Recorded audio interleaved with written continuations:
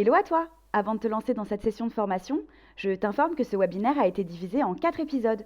De ce fait, si tu n'as pas encore visionné la première partie, qui pose les bases du SEO, du SEA et du référencement sur Google AdGrants, je te laisse le lien du premier épisode en description. Tu découvriras quelles sont leurs différences, leurs avantages et inconvénients, et dans quel cas privilégier une stratégie de référencement naturelle ou payante. Tu trouveras également en description les épisodes 2 et 4 pour t'aider à construire tes personas et créer une landing page optimisée. Cela étant dit, je te souhaite un bon visionnage. Comment sélectionner stratégiquement nos mots-clés en SEO et en SEA? Très important. Très important, c'est pour ça que je le rappelle ici, hein, c'est mots-clés, expression saisie par un internaute dans un moteur de recherche pour trouver une info, un produit, un service, hein. Donc, c'est le cœur d'une stratégie SEO, SEA, hein. Ça va vous permettre d'optimiser, donc faire une bonne recherche de mots-clés, d'optimiser votre contenu pour répondre aux requêtes des internautes et en SEA, pour cibler précisément vos annonces. On ne veut pas que ce soit n'importe qui clique sur nos annonces et qui nous fasse dépenser notre budget. Donc, on veut attirer un trafic qualifié et on veut donner les bons signaux aux algorithmes de Google, hein. Bons signaux à l'algorithme, voilà, qualité, mots-clés pertinents, pertinence de l'annonce, page de destination associée pertinente. L'algo, il va voir qu'il y a une cohérence dans tout ça et il vous récompensera et voilà, vous aurez un meilleur classement de vos annonces. Et pour choisir ces mots-clés, ça commence tout simplement par bien comprendre l'intention de recherche de l'utilisateur. C'est vraiment à ne pas négliger ce concept d'intention de recherche, hein. Alors, c'est quoi l'intention de recherche? Ça se réfère à la motivation ou à l'objectif derrière une requête en ligne. Donc, c'est quoi que la personne, elle recherche vraiment à savoir? Par exemple, les algorithmes, ils sont de plus en plus puissants, hein, grâce à l'IA. Si par exemple, vous avez fait des recherches de vin rosé il y a 2 semaines et que là, vous revenez sur, le moteur de recherche et que vous tapez rose, donc vous avez omis l'accent sur rosé, donc vous tapez rose. Là, on pourra avoir la rose, la fleur, mais on va avoir le rosé aussi. Les algorithmes aujourd'hui, il va être capable de comprendre en fait que c'est le rosé que vous cherchez et pas la rose. Parce qu'il y a 2 semaines, il a vu que vous aviez effectué des recherches en lien avec les rosés. Donc aujourd'hui, l'algo, il n'est pas seulement capable de voir si tel ou tel mot-clé s'est inséré dans la page, il est capable de comprendre vraiment la page. C'est quoi le sens de votre page? C'est quoi l'utilité de votre page? Il va vraiment être en mesure de comprendre ça. Donc c'est pour ça que ça doit vraiment bien coller à ce que la personne, elle recherche, donc à son intention de recherche, hein.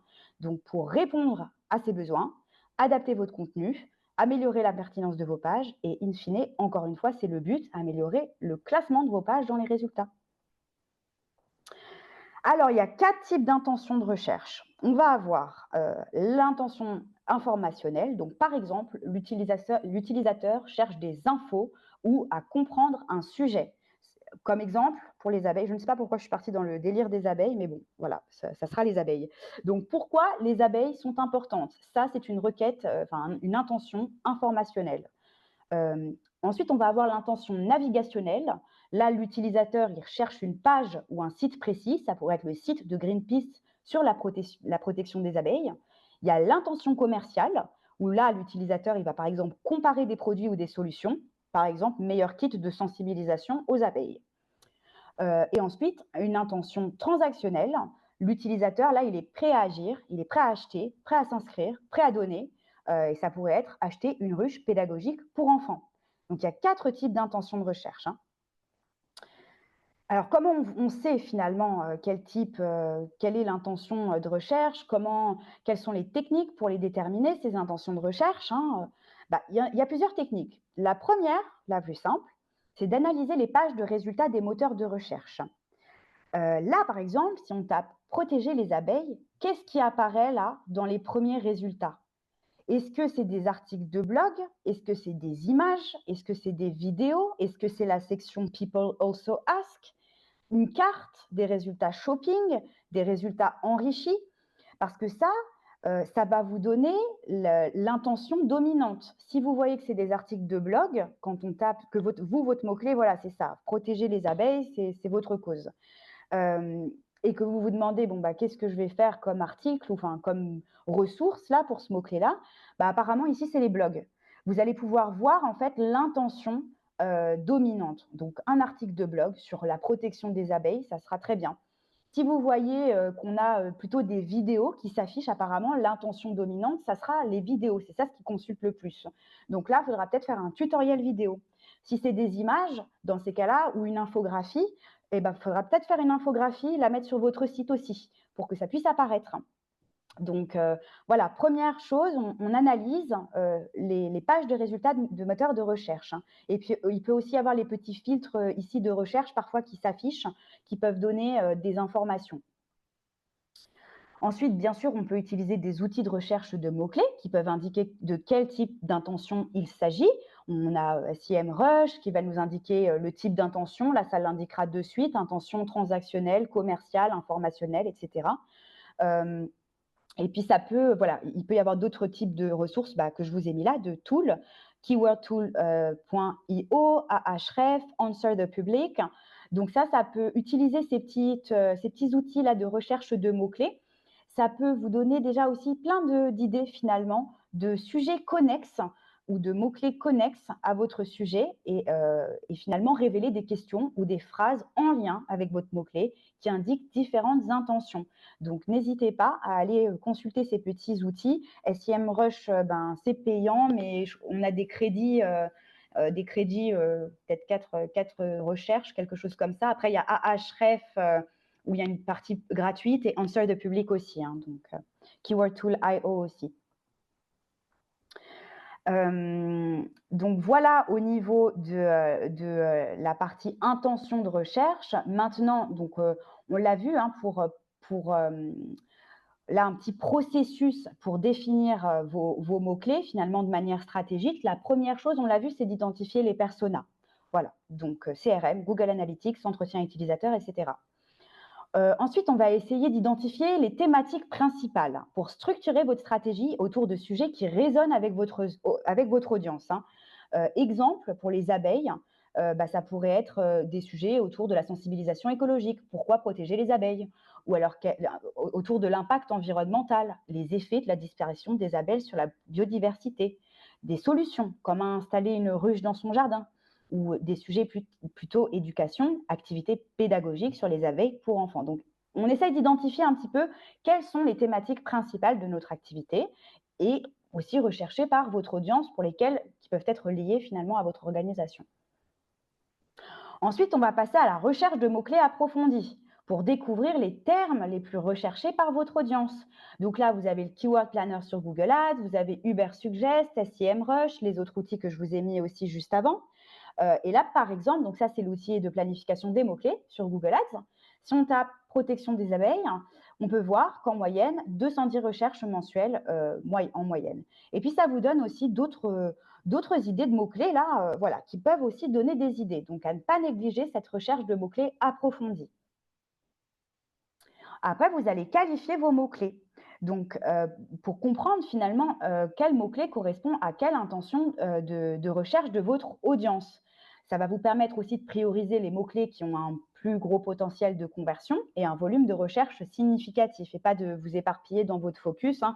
Si on a besoin de mettre un focus au tout début, on va plutôt se focaliser sur ce qui a du potentiel pour vous aussi. Et on va éviter de cibler des mots-clés trop concurrentiels ou non pertinents. On essaiera par la suite sinon de faire une autre recherche, qu'est-ce qui est moins concurrentiel, des mots-clés de longue traîne, etc. Donc là, par exemple, ça pourrait être un petit tableau comme ça. Pourquoi protéger les abeilles? Avec le volume de recherche par mois, quel type d'intention c'est et quel type de conversion réalisable. Donc un contenu éducatif pour sensibiliser ici. Voilà, donc acheter un kit apicole, forte conversion effectivement si vous vendez ce produit.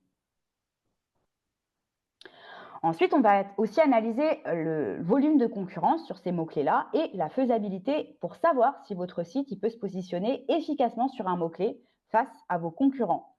Donc, en SEO, ça va impliquer de mesurer la difficulté du mot-clé, le nombre et la qualité des sites déjà bien positionnés sur le mot-clé. Donc, on a par exemple SEMrush aussi, hein, qui nous donne des informations sur les difficultés du mot-clé. Et en SEA, c'est pareil, vous allez avoir dans l'outil de planification des mots-clés aussi le niveau de compétition publicitaire, donc le nombre d'annonceurs et le coût par clic, hein. Donc là, par exemple, on peut voir que pour le mot-clé protection des abeilles, bah, c'est très high d'un point de vue compétition. Et pour être positionné tout en haut de page, donc le premier résultat, on est presque à 1 $. Ça ne m'étonnerait pas. Donc ça, c'est des estimations. Je pense même que c'est plus élevé. Et après, pour juste être positionné dans les premiers résultats en haut de page, c'est 0,23 $. Donc voilà, ces outils-là peuvent aussi vous donner des indications pour voir si c'est possible ou si finalement vous allez avoir vraiment des difficultés à vous positionner sur ces mots-clés-là, s'il y a beaucoup de concurrence. Et donc par la suite, vous pouvez aussi faire de même que pour les personas. Vous pouvez tout à fait prioriser et cartographier vos mots-clés pour concentrer vos efforts sur les mots-clés les plus porteurs pour votre activité. Ça peut être en termes de taux de conversion, de trafic, si déjà c'est un objectif de trafic, hein, ou de retour sur investissement. Donc encore une fois, on peut avoir Xmind comme ça pour organiser visuellement vos thématiques ou un Google Sheets pour scorer et classer vos mots-clés. Et comme ça vous permet aussi de savoir où mettre le focus, quel article ou quelle page j'ai vraiment intérêt à développer maintenant et qu'est-ce qui peut attendre un petit peu plus. Et après ça, une fois donc qu'on a stratégiquement sélectionné nos mots-clés, on va les intégrer dans notre contenu. Donc une règle, un mot-clé principal par page. Donc une page, elle doit se concentrer sur une intention principale. Comme je vous l'ai dit, les algorithmes ils sont capables de comprendre le contexte et les intentions grâce aux mots-clés principaux et après leurs variations. Donc rien ne vous empêche, donc c'est un mot-clé égale une intention de recherche, mais rien ne vous empêche, s'il y a des synonymes et des termes associés, de les intégrer dans le même contenu aussi, hein. Par contre, c'est vrai que si le synonyme ça a une intention différente, segmenter ce contenu, créer plutôt ce synonyme pour un autre contenu, quoi. Et pourquoi c'est important d'attribuer un mot-clé principal à chaque page? Ça va vous permettre d'éviter la cannibalisation des mots-clés ou que plusieurs pages du même site se concurrencent sur une même requête. Et du coup, ça diluera leur efficacité finalement s'il y a de la cannibalisation. Donc voilà. Et en termes d'emplacement, pour vos mots-clés, on va placer par exemple le mot-clé principal en début du titre dans votre balise title, mais également dans votre H1. Au niveau des sous-titres, ça pourrait être les mots-clés secondaires ou des variations. On va essayer aussi de placer votre mot-clé dans l'introduction, hein, des premières phrases pour, encore une fois, bien faire comprendre le sujet au moteur de recherche. Dans le corps du texte, où on va répartir naturellement, hein, sans suroptimiser, parce que sinon ça aussi c'est pénalisé. On peut aussi décrire les images dans les petites balises alt, hein, en intégrant nos mots-clés pertinents. L'URL se travaille aussi et la métadescription également. Et en SEA, finalement, si votre page elle est super bien construite comme ça en SEO, ça sera vu aussi pour le référencement payant. Mais il faudra en plus intégrer votre mot-clé dans votre annonce et voilà, et dans votre page de destination, quoi. Mais bien dans votre annonce aussi, parce que sinon le système il va pas être content et il va détecter que votre annonce elle n'est pas d'une super bonne qualité. Là, je vous ai mis aussi un autre petit exemple, hein. Voilà, mot-clé principal, protéger les abeilles. Dans le titre 1, ensuite, on pourra avoir protéger les abeilles, pourquoi c'est vital pour la biodiversité. Et puis dans vos sous-titres, sauver les abeilles, un enjeu environnemental. Comment la sensibilisation peut aider à protéger les abeilles, etc. Et ensuite, on intègre naturellement les synonymes dans le corps du texte. Et après, en astuce pour aller plus loin, au niveau de vos mots-clés, là, on suit les performances des mots-clés, hein, pour ajuster votre stratégie en fonction des résultats. On optimise continuellement nos contenus pour rester pertinents et actualisés face à l'évolution des recherches. On peut utiliser Google Trends aussi, qui va vous donner un petit peu l'évolution des tendances de recherche pour un mot-clé ou un sujet en particulier. Et ça vous donne aussi d'autres topics recherchés dans la tranche de date que vous allez sélectionner. Donc très bien, Google Trends. On utilise des variations sémantiques pour couvrir un spectre de recherche plus large.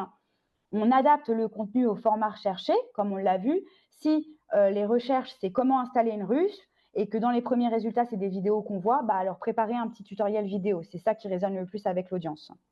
Et on fait attention au keyword stuffing, c'est la surutilisation des mots-clés qui peuvent nuire à la qualité du contenu et être donc pénalisés par Google. Donc, il faut juste essayer de rester naturel, dans l'écriture et de se concentrer sur la valeur pour vos utilisateurs, hein.